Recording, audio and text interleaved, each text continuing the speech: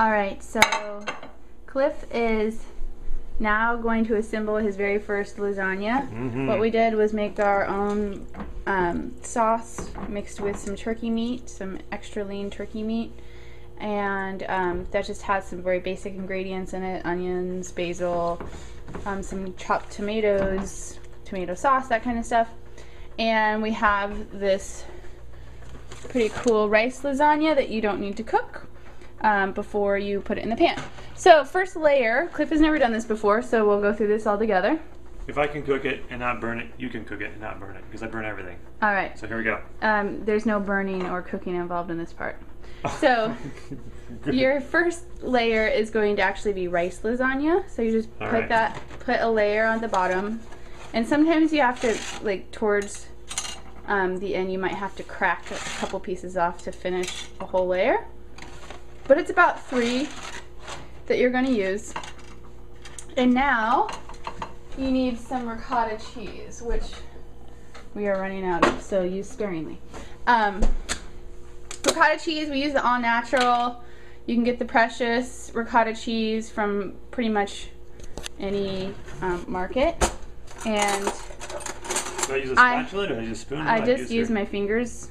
Okay, so I need that's to wash really my hands. Yeah, you need to wash your hands. Right. So really the only way to do it is to, I mean, for me at least, is to use your hands. You can try and use a spoon, but it always just ends up more on the spoon than it does on the noodles. So what you need to do is just make sure your hands are clean, dig in there with your hands, and then spread them evenly across the noodles.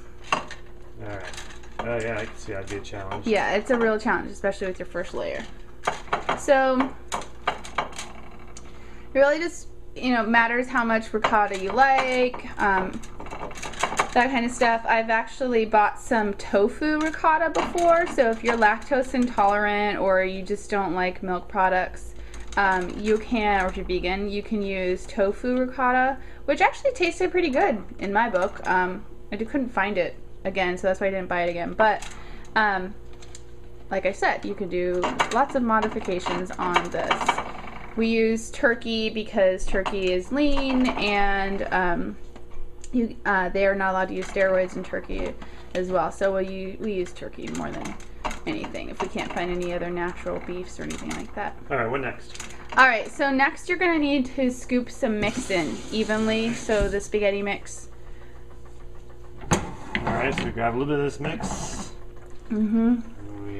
And now the key part to putting this in is be very generous on the sides of the mix, because what you want to do is cover the sides and like dig them down a little bit so that they're covering every edge of the noodle.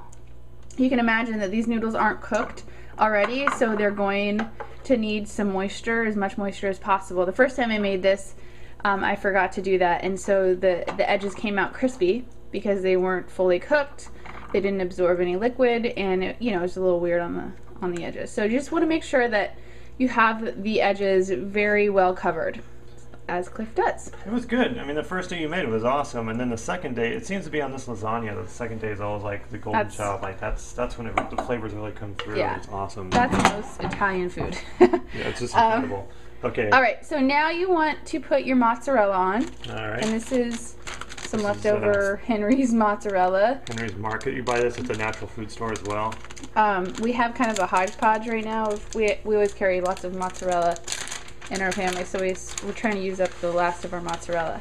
So layer that with a nice layer. A lot of people, you'll see regular lasagnas are like completely crazy chock full of lots of cheese. I prefer to just put a healthy dose in, not a generous dose in, and you're going to be fine with that. So, probably a little bit more down the middle, and you're good to go.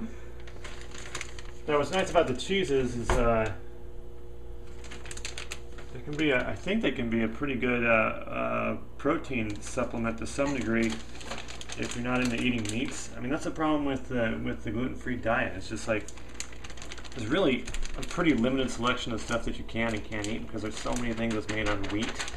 Right. And if you don't figure out what that is relatively soon, you'll start losing weight. At one time, I was down to about 150 pounds, and I'm 6 foot, almost 6'4", and that's when I decided I need to figure out how to cook this stuff, or I'm going to starve to death. And so, of course, me too. yes, and Andrea has really helped out with that, and through that process, we found a lot of good stuff, and we also found a lot of crappy stuff. I will be documenting, or we will be documenting the crappy stuff as well as we go along doing it, because it is really a process of experimentation.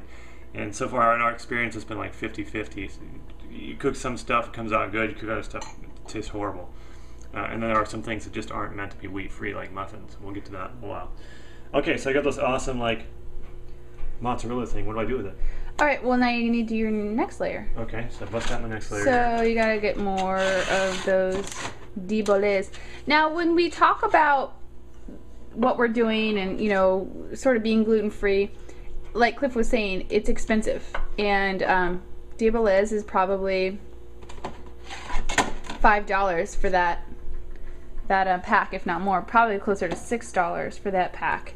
So, you know, I'm a very frugal person, and I love eating natural. I think that, you know, paying the extra money to eat organic, non-GMO is very important. It's important to your health. It's sort of like saving you on health bills, hopefully, and I think it's important, but I always pay attention to price. I think that's a very essential item that we're going to include to everybody, is to, you know, really show how much do things cost, because it can be expensive, and, you know, maybe we can all give each other tips on where it costs less. Or possibly put a user group together where we buy in bulk and then split it up. Yeah. Right now our grocery bill went from shopping at Costco $200 a month to, and being in a lot of pain by doing that, to $80 to $100 a week. Because everything in these natural food stores is just so friggin' expensive. But like Andrea said, the flip side of that is the food quality is so high. It's amazing. You feel a difference in a matter of weeks. It's just unbelievable how much better I feel, and I think Andrea feels the same way. Like absolutely. It's been incredible. I don't believe that I have celiacs, and I don't believe that I have a gluten problem, but I do, I mean, after sort of, you know, by default being on this gluten-free diet, I mean, man, I feel amazing. I feel absolutely amazing.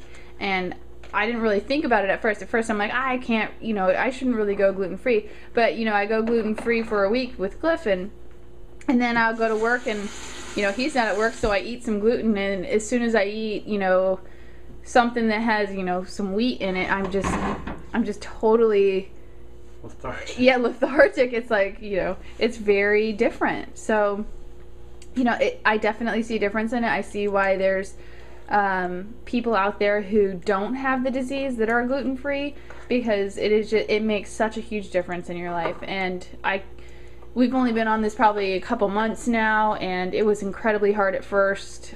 We were flying blind. Probably still aren't 100% gluten-free, with Cliff still having some flare-ups. I can tell that we're probably not. But you know, we're getting there, and it's just one of those things that this is a process of recording our progress and showing people that you're not going to be happy probably for a little while. You're not going to notice a difference for a little while, but we're getting there. Yeah, and the other thing is, to that point, it's not necessarily always, well, for me it's the gluten that causes the issues all the time, but I think the reason Andrea feels the difference between a gluten and a non-gluten diet is that generally things that have gluten in them are mass-produced, cheaply manufactured, and have lots of chemicals and stuff. You think about like things like Twinkies and all that stuff. When you become gluten-free, you cut that kind of stuff out of your diet. You stop eating a lot of junk food, and you spend your time eating a lot of healthy food, and that just translates to energy in your system. I mean, the difference is just tenfold. Absolutely. Okay, I think I put on a last layer of mozzarella. Yep. And then is that it? One last layer, and then we'll cover it with some tin foil. I can't believe I call it tin foil. Aluminum foil. Aluminium. And cover that with a pretty good amount, because when you take the tin foil off, it'll take probably a pretty good layer off. So yeah, I mean, this is, for me, I like challenges. They're incredibly hard for me at first, but